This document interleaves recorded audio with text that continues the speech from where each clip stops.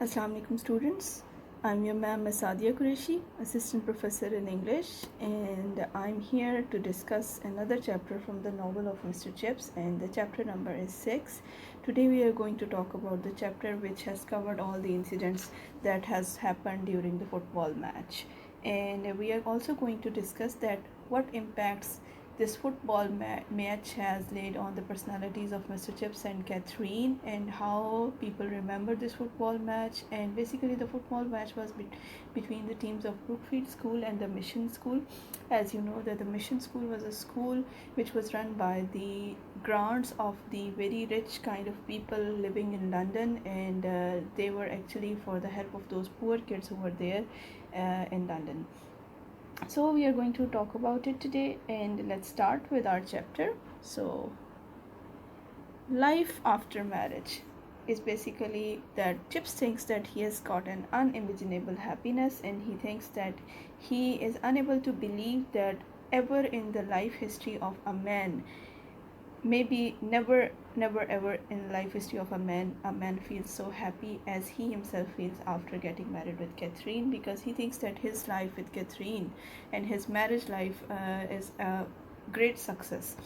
And we see that the people over there in the Brookfield School are very much inspired by Catherine, because the house pastors and the housewives also think that Catherine is someone who is very different and who is very fruitful for the atmosphere of Brookfield School.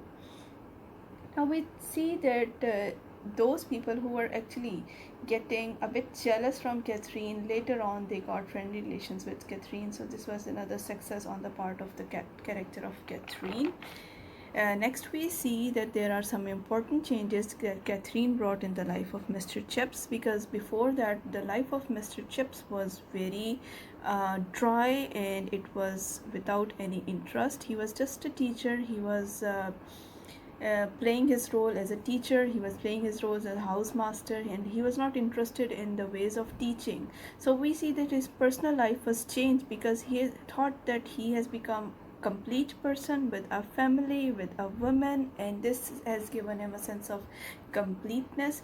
As far as we see his professional life, we see that Mr. Chips was a dry teacher. He used to use all those old methods of pedagogy that were old and ridden and outdated, and his students were just listening to him, and he was not giving them some kind of inspirational behavior that they would adopt, and they would see that Mr. Chips has a kind of interesting character. And his social life was also changed, and we see Mr. Chips having good relations with the housemasters, good relations with the BOGs of the school, and good relations with the children. Although he had good relations with the students as well before the life of, before getting to married life, but still he has because people got inspired by this character of Catherine, so they started meeting Chips more than before, because they knew that they are going to meet Catherine with him. So this was a big change. And we see that Mr. Chips has changed intellectually as well, because he tried to make himself more dutiful, he tried to make himself more comfortable with the things that are happening in the school. Before that, he was not contented at heart, but now he thought that he is trying to deliver his best. So it has brought a kind of contentment in his heart. And here I would like to add up a little bit from the text, and I would read some of the paragraphs from the text so that you may know better about how Catherine has changed him and his personal life, his professional life, his social life, and his intellectual life. So there are some examples that we can get through reading the text. So I'm going to read the text now. And then came his astonishing girl wife, whom nobody has expected, least of all Chips himself. She made him, to all appearances, a new man, though most of the newness was really warming to life of things that were old, imprisoned, and unguessed. His eyes gained sparkle. His mind, which was adequately if not brilliantly equipped, began to move more adventurously. The one thing he had always had, a sense of humor, blossomed into a sudden richness to which his years lent maturity. He began to feel a greater strength, His discipline improved to a point at which it could become, in a sense, less rigid. He became more popular. When he had first come in Brookfield, he had aimed to be loved, honored, and obeyed, but obeyed at any rate. Obedience he had secured, and honor had been granted on him.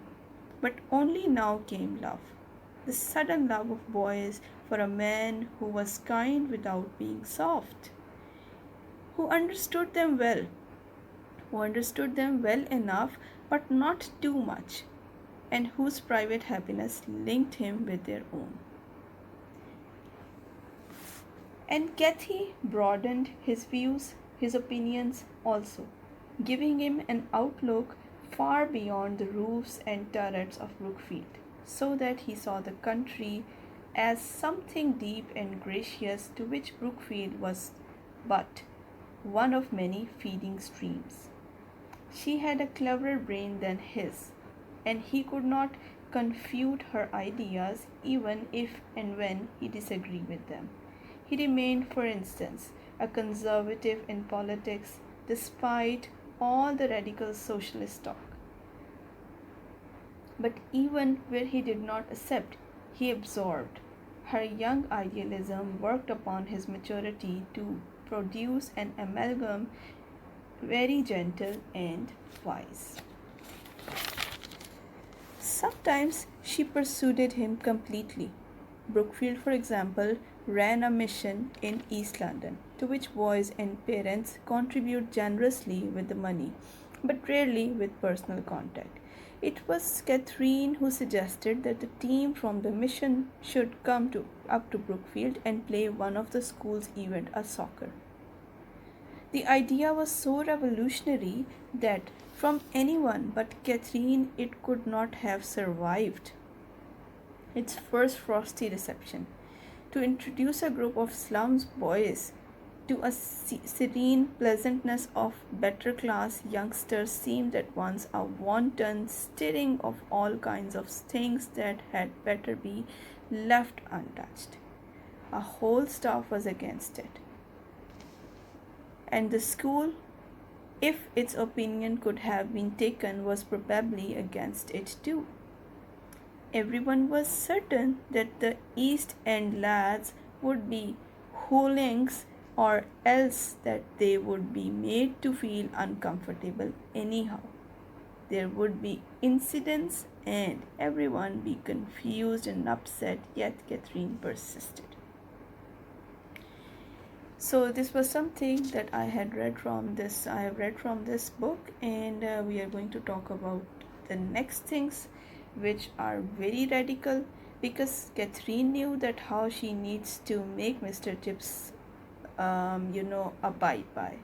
So she felt that there are things that they need to be listened to carefully. She said that there is something that I am looking forward. There is something that I am looking in the future. You live in the past. The people of England have always been divided into classes. The people of England had always been divided into classes. And do not these people of missionary school are as important as the people here getting education in the Brookfield school? She said, the Chips, you need to get them back. Chips, you need to invite them. Chips, you need to make them meet with the boys of Brookfield school. In this way only you can make your conscience contented ever in your life. And now we are going to go through this short question answer session. And the first question is that how Catherine was welcomed, greeted, received at Brookfield School after her marriage with Mr. Chips. So we see that Catherine was warmly welcomed at Brookfield School, and she became immensely popular with the students and teachers and their wives as well. Question number 2 says that how did the other masters' wives receive Catherine at Brookfield School? So firstly, they were a bit jealous of her, but soon the magic personality of Catherine impressed them and they started liking and admiring her. Question number 3, how much popular was Catherine at Brookfield School? The answer is Catherine was popular with the boys and the masters alike. She conquered Brookfield as she had conquered Mr. Chips. Even the jealous wives of the housemasters had admired her, and she participated in all the school functions. She remained a central attention figure. Question number 4. How was Chip sinking in the dry route of pedagogy teaching? Giving the same lessons for the quarter of the century had spoiled Mr. Chips. He was observing, there was a set of routine that he was observing, and the affairs of life had been set accordingly. Question number 5. How was Mr. Chips before marriage? Answer is, before marriage, Mr. Chips was a harsh and dry person. He was conservative, he was narrow-minded and short-tempered. He hated the modern women. Question number 6.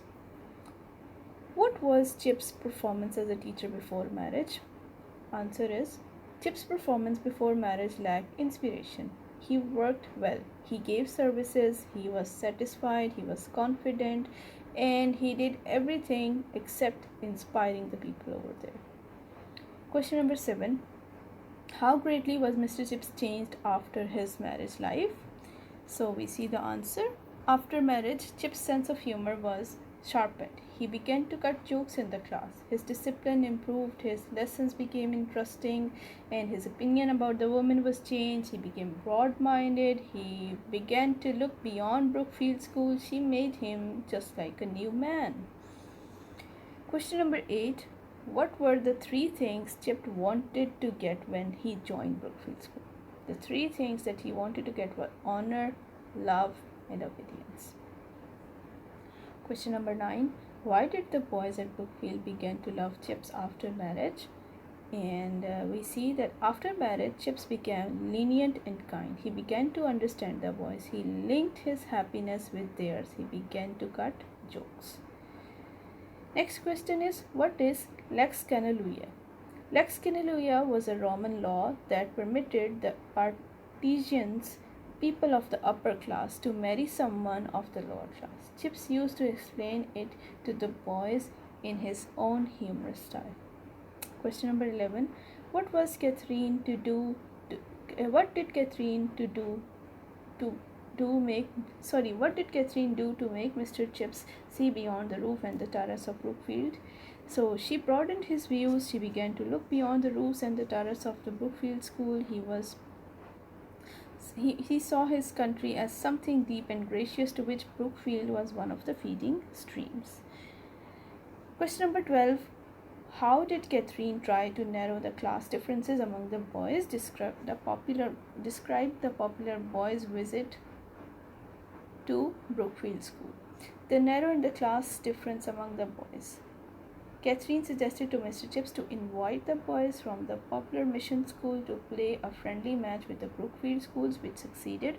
Nothing untoward happened, as it was feared. The popular boys were honorably defeated and served good tea.